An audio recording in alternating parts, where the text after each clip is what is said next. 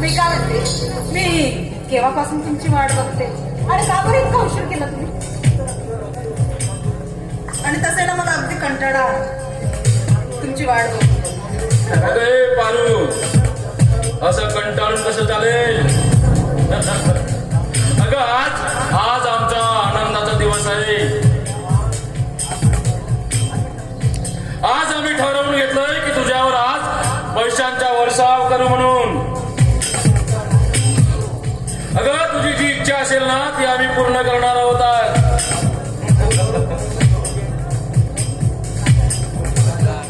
बोल पारू, काय हवंय तुला?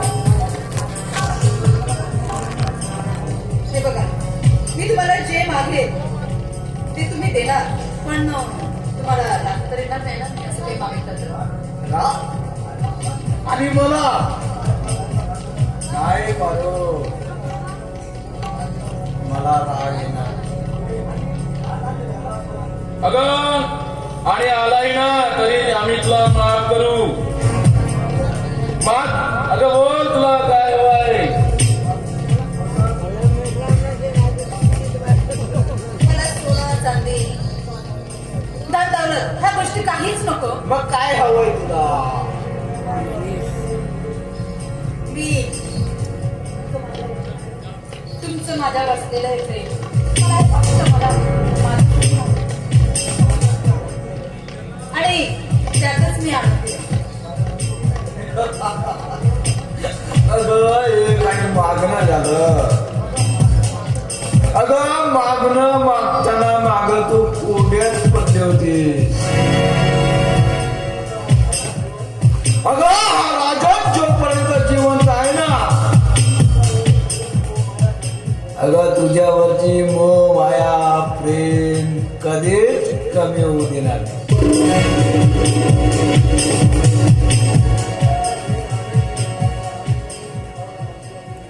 अगं वेळ आली तर हा राजा त्या सुषमाला आपल्या आयुष्यातून दूर करून तुला जवळ घ्यायचं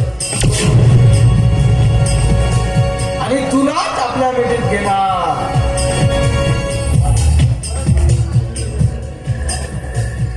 खरंच का बरं? अहो, मला पण तसंच वाटतं. हो?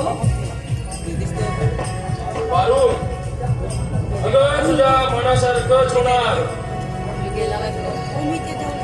अगं तुझ्या मनासारखं घडवून आणायला आम्ही एक समर्थ आहे. नाही म्हणजे तशी ती सुषमा माझ्या मनातून उतरली आहे.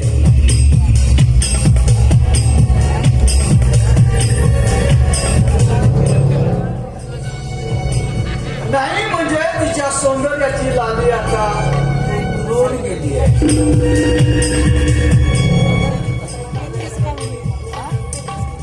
आता तिच्या चळवळीचे सचिव पद काढून जर का तुला बहाल केले असतं,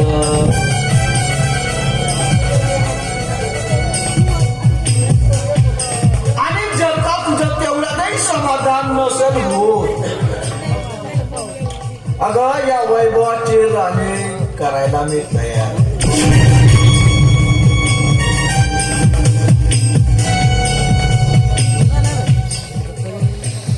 हो हो, तुमची ना एवढीच कृपा असू दे माझी. मला हेच तर हवं होतं.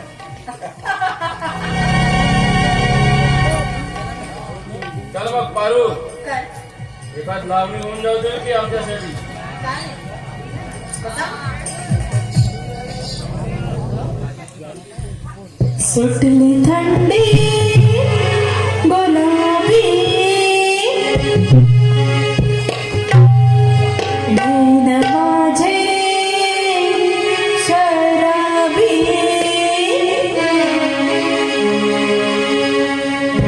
सुटली थंडी गुलाबी नैन माझे शराबी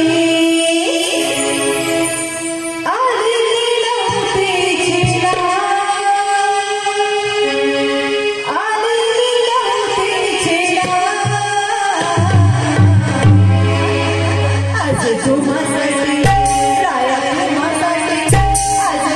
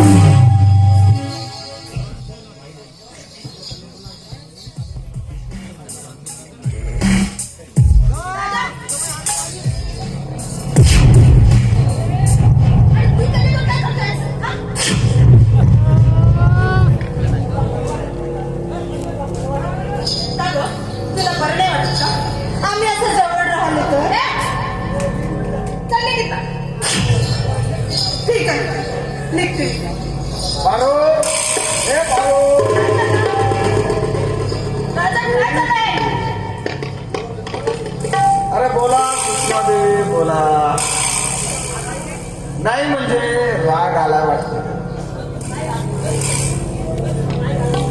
नाही, मला हे सगळं पाहून आनंद वाटला पाहिजे ना. अरे मी तर चळवळीसाठी तळमळ करते, आणि तू इथे ह्या नाचण्यासोबत आईशी करून आलास. चांगला दिवाळी कसा सुरू आहे तुझा?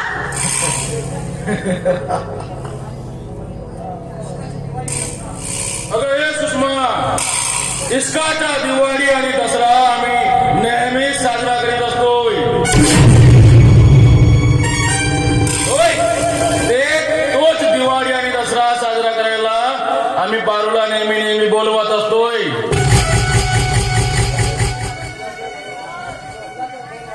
आणि जर का तुला गैर वाटत असेल आणि नाही लाजानं मी सांगतोच की आमच्या भानगडीत तू पडू नको. तू आपली नवीन मंदिर सोपी कर. तुझ्या बोलण्याचा अर्थ नाही कळलं मला. सोपा आणि सरळ आहे. अगं तू ज्या काळासाठी मला हवी होती तो काळ तुझा संपलाय सुषमा देवी.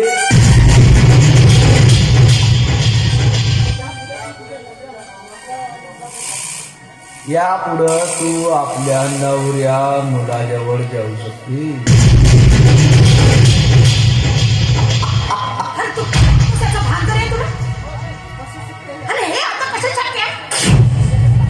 अरे एकदा टाकलेलं नवरा आणि मूल मला जवळ करतील तरी का?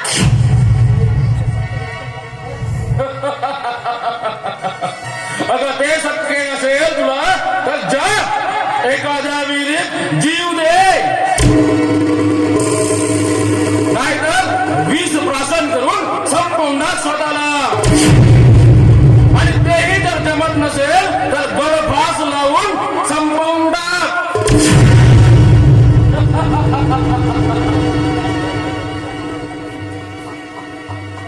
याशिवाय तुला दुसरा मार्गच नाही सुषमा देवी.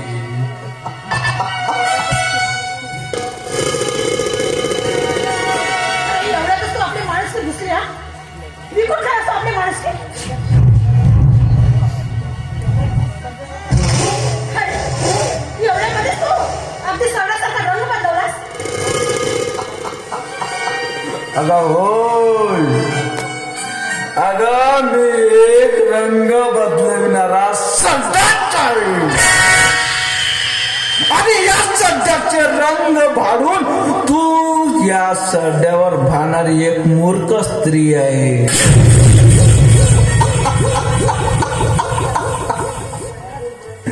अगं अजूनपर्यंत या राजांचा तुला इतिहासच कळला नाही. अरे राजन, आणि जर हिला कळलंच असतं ना तर हे तुझ्या चळवळीमध्ये सामील होऊन तुझ्यावर भाडलीच नसते, तुझ्या प्रेमात ही कधी पडलीच नसते.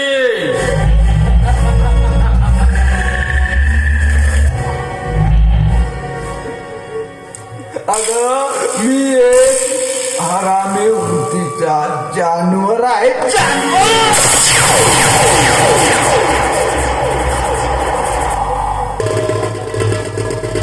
या महिला चळवळीचा करता करविता फक्त मीच आहे. मी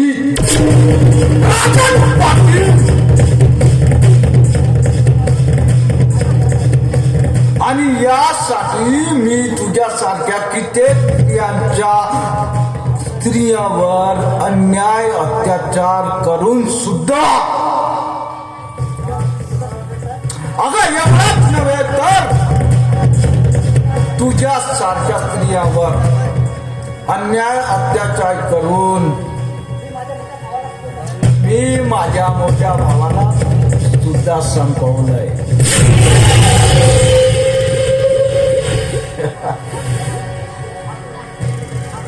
हा भ्रम आहे तुझा. खरं तर तुझ्या बापाचा घडा पूर्णपणे भरलेला आहे आणि तुझाच नाश होणार आहे आता शेवटी.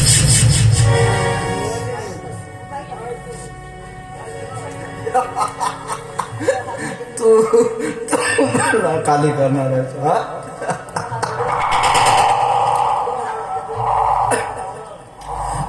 हा राजन रावण आहे, रावण. कशाचं रावण म्हणतात मला? अजूनपर्यंत या राजनच्या रंग तुला इतिहासात कळला नाही.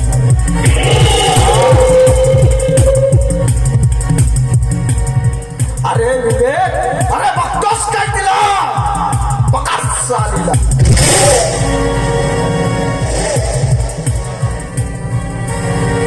आणि गळात दाबून जीव घे सालीच्या. राजन तसं बोल, तुझं असं बोललं तरी कसं होतं? हे बघा. राजन तू असं काही करणार नाहीस माझ्यासोबत. अरे राजन, अरे हे कृत्य करण्यापूर्वी मला तुझी यावर सही हवी आहे. हा स्टॅम्प पेपर आहे.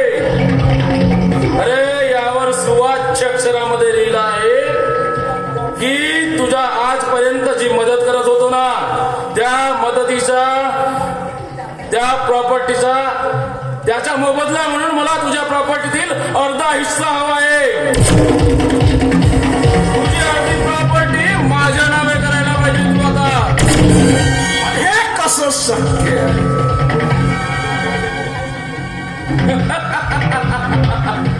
काय शक्य आहे रे तुला? मग तुला काय वाटतंय? तुला वाटतंय की मी तुझ्या गुलामगिरीत जगावं? तुझ्या दहशतवाद मी जगावं असं वाटतंय का तुला? तुला वाटत असेल की मी तुझ्या उष्टहन्न करावं म्हणून? पण नाही राजन. अरे विवेक म्हणतात मला, विवेक. अरे आजपर्यंत तुझी जी सेवा केली ना, त्या सेवेचा मोबदला म्हणून मला तुझ्याकडून अर्धा हिस्सा हवाय. आणि जर का तू मला माझा हिस्सा दिला नाहीस ना, तर मी पोलिसांकडे तक्रार करून तुला तुरुंगाची हवा खायला लावेन.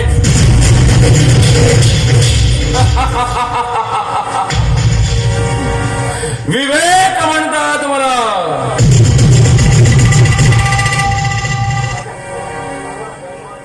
साला बेईमान कुत्ता. नाही म्हणजे आपल्या वळणावर गेलाच.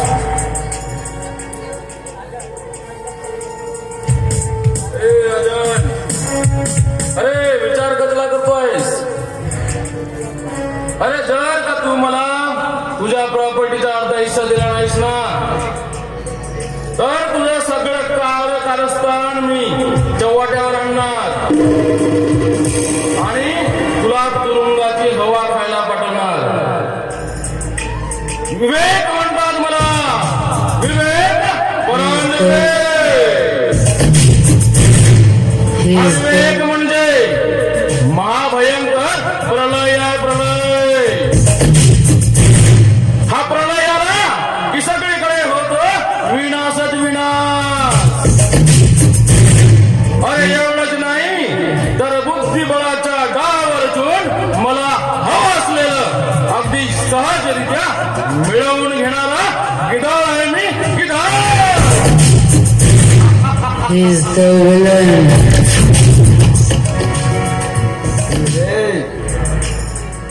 अरे असं ओरडू नकोस. अरे आजपर्यंत जे काही केलंस तू, अरे या सेवेचा मोबदला तू माझ्या अर्ध्या प्रॉपर्टीचा हिस्सा काय, तर मी माझ्या प्रॉपर्टीचा पूर्णच हिस्सा तुला द्यायला तयार आहे.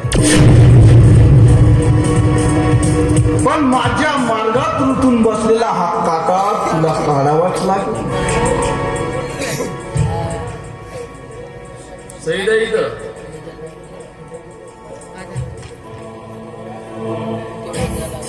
हा घ्या, पेन घ्या.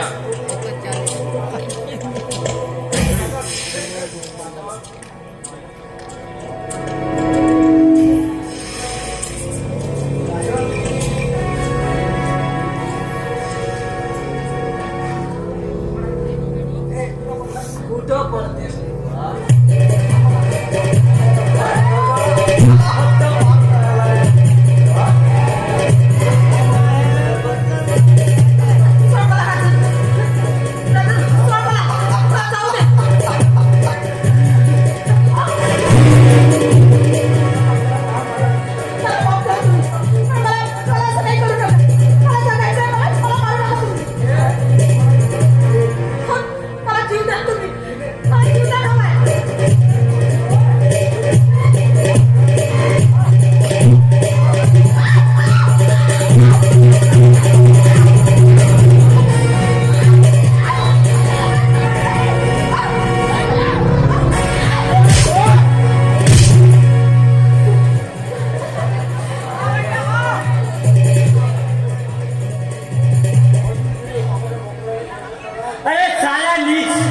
हराम